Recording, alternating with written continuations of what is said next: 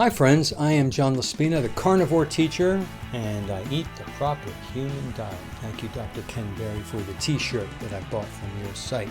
I believe in it so much. And I am a carnivore, which means I only eat animal products. I don't drink coffee. It's my choice. I stopped the coffee. I stopped the avocado.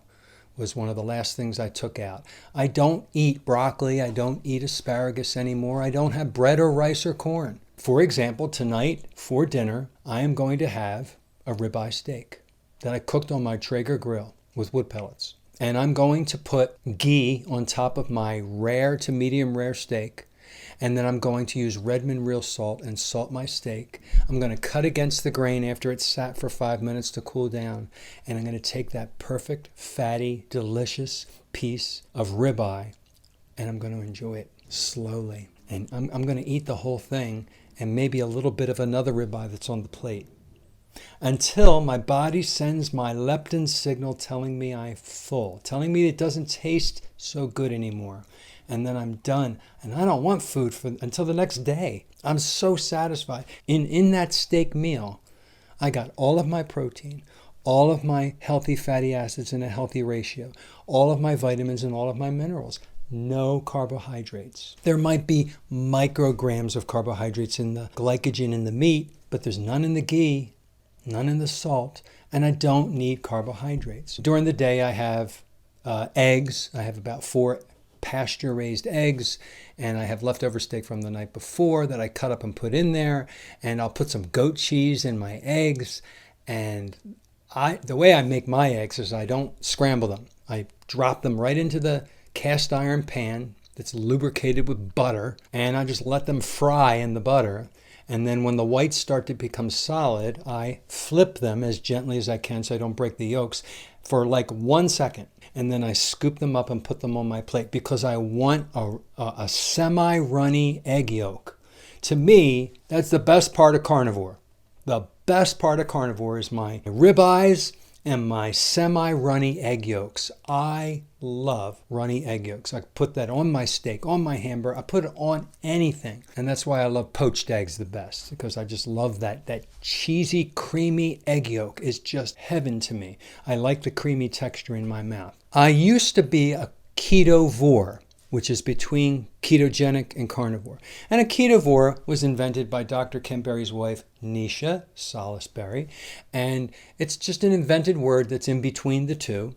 And it's carnivore with a very small amount, maybe coffee, maybe a little tiny bit of asparagus a couple times a week, maybe some mustard or something that's not from the animal kingdom, but in such a small amount that the total carbohydrate count for the day is maybe 5 to 10 grams total. That's a ketovore. And so I was ketovore for about 3 years of my 5 years. The first year I was ketogenic, ate a lot of plants. Then I became a ketovore, and then I became a carnivore.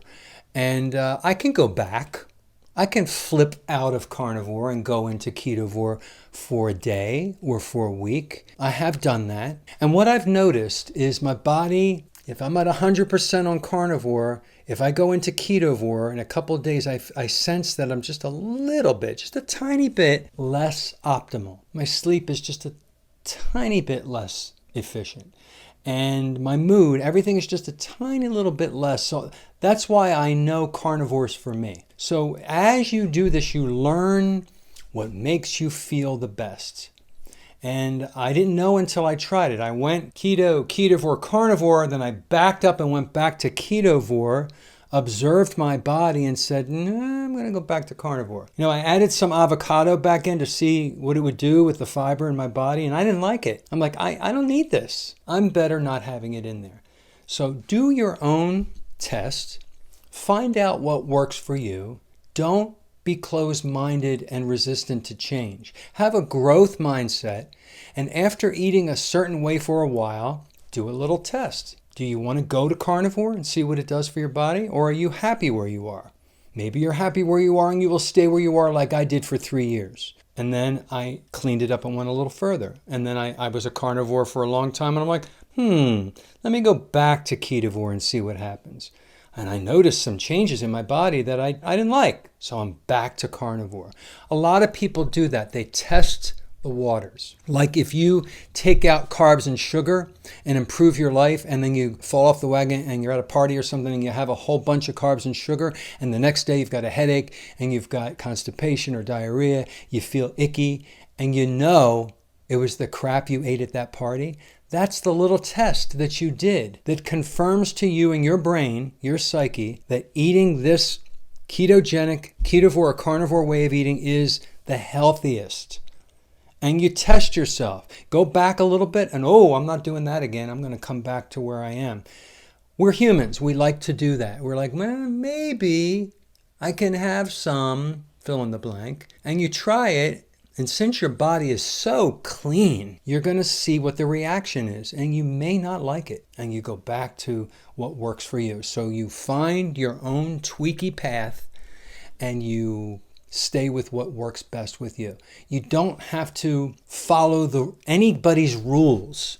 You make your own rules, but there's certain guidelines we know. We know that chronic excessive carbohydrate and sugar consumption is poison. We know that seed oils, canola, soybean, peanut oil, safflower, sunflower, margarine, Crisco, rice bran, we know those are poison. We know that oxalates in certain plants are horrible for your body. We know these facts. Those are facts in stone. But then the other things, like, can I have a little bit of this? Can I have some bell pepper, which is low in oxalate? And can I have some of this? Can I have some horseradish with my prime rib? Can I have some yellow mustard with my hamburger meat? Yeah, you can. But observe your body and tweak it. Should you? Do you want to? How do you feel with it? How do you feel without it? Eat well and feel great. Have a good day.